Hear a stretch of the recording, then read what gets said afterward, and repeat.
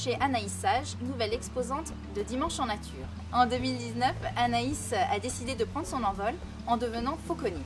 Elle nous raconte comment son rapace a fait de son quotidien d'apparence ordinaire une aventure extraordinaire.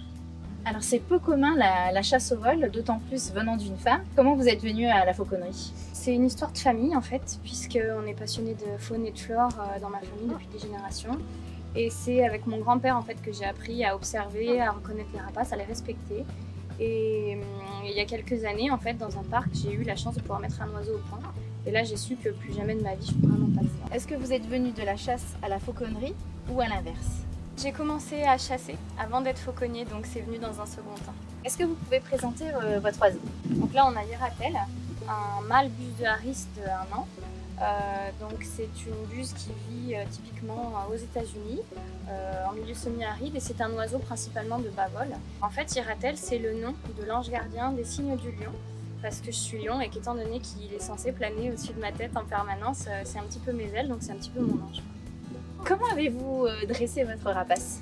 Alors on ne dresse pas un rapace, parce que le dressage, la définition du dressage en fait, c'est de contraindre un animal à obéir par la force en fait, de force, contre son gré.